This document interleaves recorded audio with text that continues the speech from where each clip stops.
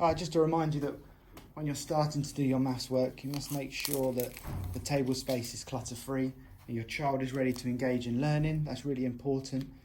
Hello, so your child's current next step is adding to 10. And I'm going to show you three different strategies that we use at Manor Green. So first off, you're going to write your number sentence.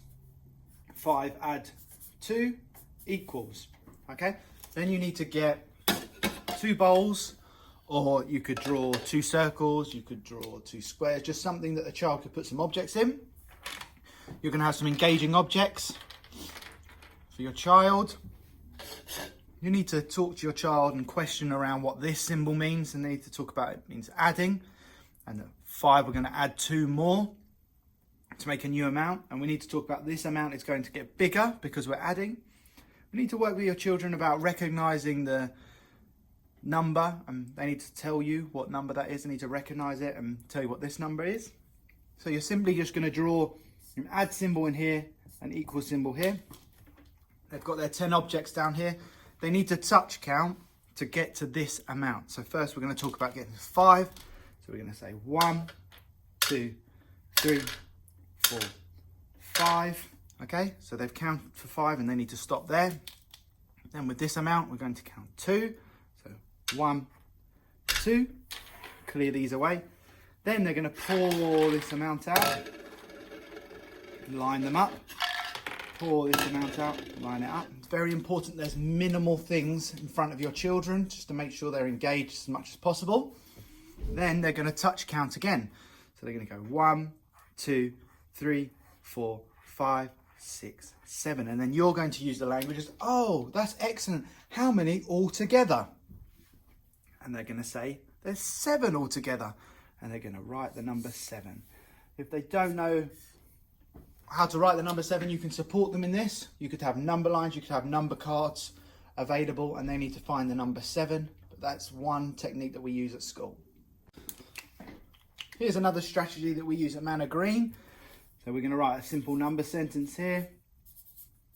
6 add 3. You're going to talk about what this symbol means and what this symbol means. We're going to make sure that your child recognizes these 2 numbers. So this is a 6, this is a 3.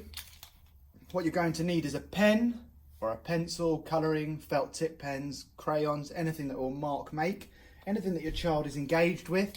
Then your child either draws a line, or they could draw something that they like to draw, but something quick and easy, not something too technical.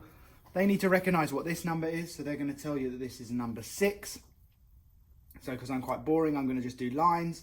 So I need to draw 6 lines. So 1, 2, 3, 4, 5, 6. Just make sure your child says the amount after they've drawn it, and also just get your child to every time touch count to ensure they've drawn the correct amount, because sometimes we can just draw too many because we're getting too excited about what we're drawing and forget the amount that we need to get to. So we need to touch count. So 1, 2, 3, 4, 5, 6. You say excellent, that's super. Now we need to draw the add sign and then this amount. So they need to recognize what this number is. So it's a 3, so they're going to go 1, 2, 3, and then we're going to touch count again. 1, 2, 3. We're going to write the equals amount, and then it's very important again to use the phrase, how many do we have all together?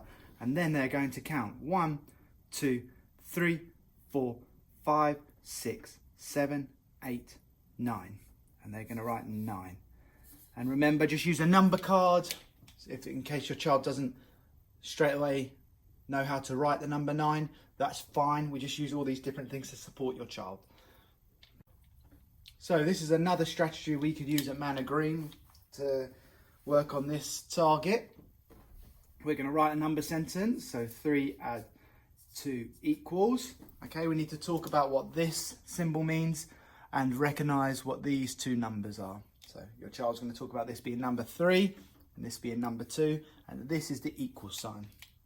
Okay, so what we're going to do is they're going to say this number is number 3.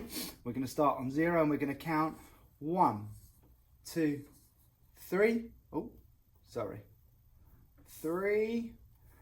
Super. And they're going to say what number this is. So they're going to count 2, 1, 2. And then they're going to say the answer is 5. So you're going to use the phrase, how many altogether? And they're going to say there's 5. All right. Then another way you could use this, if this is too simple, okay, your child, sorry, I'm just going to rub that out. Your child could just identify the number 3 here and know that we're starting on here and that we need to jump 1, 2. Okay, and then they would know how many altogether. All right. Hello, so this is the next step that your child...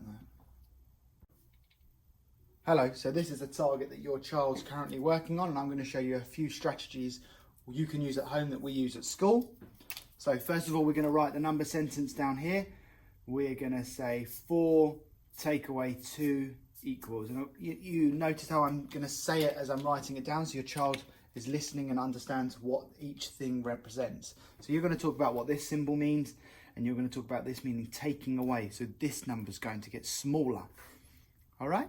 Then you're going to get some engaging objects that your child likes to use, but not overly engaging, that they don't concentrate on the maths work. So you're going to get, first they're going to get 4 because this is the number here. So they're going to go 1, 2, 3, 4. And make sure they're touching it and they're moving the object so they know that they're touch counting and the number, the total amount is 4. Then they're going to take away 2, and some of the children like to do this. They can either just take 2 away, or if you want to make it a bit more fun, they can flick them away.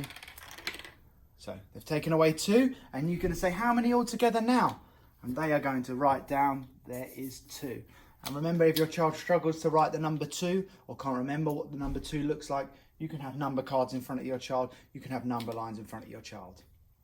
Okay, so here's another strategy that we use at Manor Green, but it's also adaptable to you at home. So we're going to work on taking away, and the number sentence is going to be 5, take away 3. Okay, so I've got Play-Doh here, but you could use anything that you can squish, because the children like doing that. You can use Play-Doh yourself. You could use some blue tack. You could use just something that squashes, really. Jelly, anything like that. So you're going to make sure your child puts out 5. Okay, because that's the first number here. All right, and you need to do a lot of talking around what each part represents, what this means. This means taking away, and what they need to recognize what this number is and what this number is. Then they need to take away 3. So you talk about how many are you going to take away. They're going to say 3, and they're just going to squish and count 1, 2, 3. And you're going to say, well, how many altogether are left? And they're going to say 2. And they'll write the number 2. And remember, if they struggle to write the number 2, you could have number cards. You could have a number line in front of them, anything so they can recognize the number 2. So that's another strategy for you. Right, here's another strategy when you're taking away from 10 that we can use at home as well as we use at Manor Green sometimes. You've got 4, take away 1 equals. Okay, your child's going to have lots of conversation about what this all means, what this represents, how many this is, and what this means. Then your child needs to draw 4, whatever. I'm going to choose lines again, but you could draw anything that they could draw anything that they'd like. They're going to count after they've drawn it. So 1, 2, 3, 4. Okay, and we're going to talk about how many are you going to take away. How many does it say to take away? So it's going to say 1, so they can use a rubber. I can just rub this off because I'm using a whiteboard pen. Okay, and then they're going to count by touch counting again. So 1, 2, 3, and you're going to say how many altogether? And they are going to write 3. Okay, and simple again. You can have number cards out, a number line, anything you'd like. Another way of tackling this one, if your child doesn't want to draw those lines, is you could have a simple number line to 10.